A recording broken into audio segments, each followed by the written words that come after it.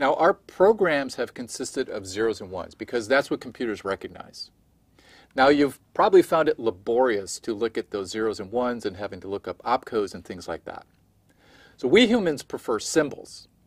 So let's take this example. Here's add R6, R2, R6.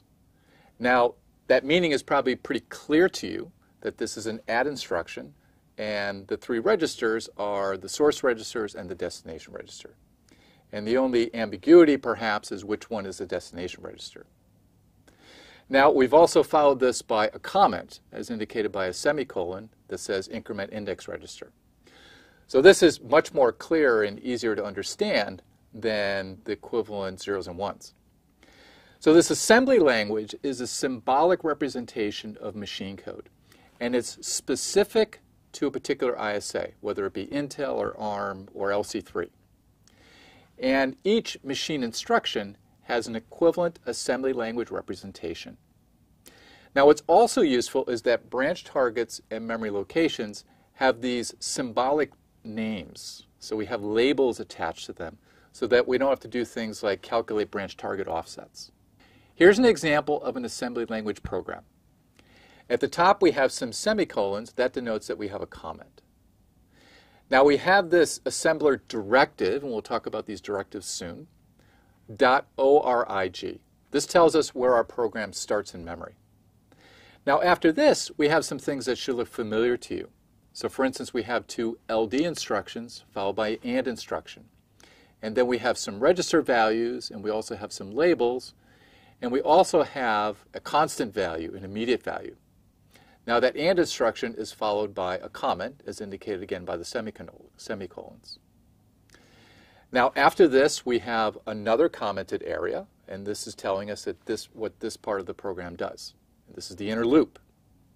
Now, this starts with a label again, and two add instructions, followed by a branch instruction. Now, we recognize this by BR, but we've also put a P here, and that tells us what the branch condition is. The condition is whether the P bit is set. Now we have our label again. So this tells us where we branch to. If the condition is met, we branch to the first add instruction. And again, we have a couple of comments for the last two statements in this part. Now the last instruction is halt. Now this is, again, a symbolic representation of the halt trap instruction. Then at the bottom, we have a couple of labels as well as a couple of other assembler directives, followed by .end, which tells us this is the end of our program. Now that we've seen the general program structure, let's look at the LC3 assembly language syntax. Now, each line of a program is one of the following. It's an instruction, an assembler directive, which is also called a pseudo-op, or a comment. And white space and case are ignored. It doesn't matter whether you use uppercase or lowercase. And comments that begin with a semicolon are also ignored.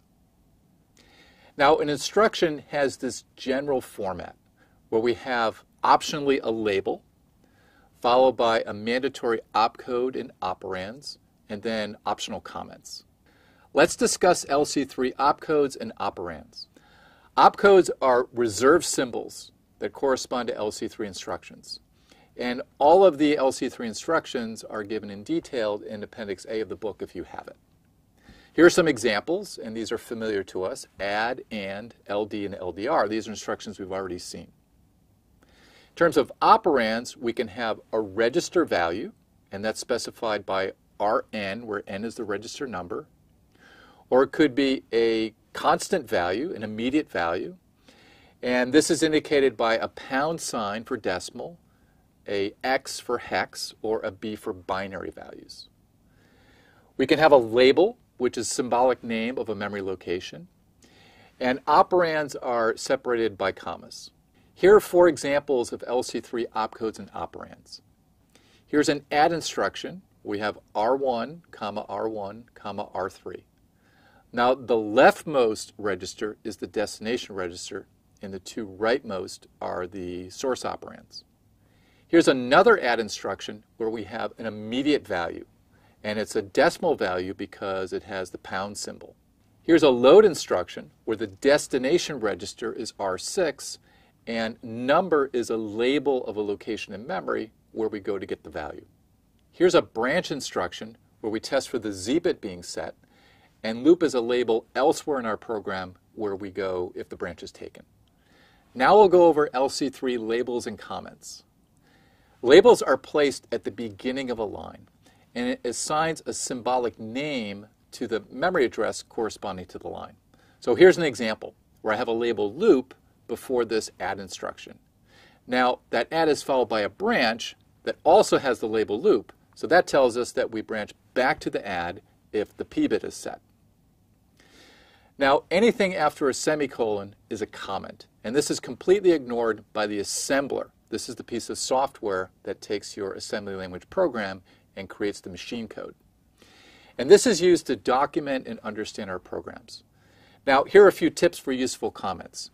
So you don't want to overuse comments. You don't want to restate the obvious, such as decrement R1. That can be pretty apparent from the assembly language itself.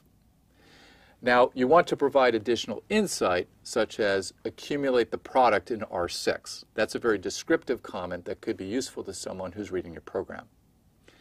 And we also use comments to separate major portions of our program that indicates to the reader that this is what this particular piece of the program does.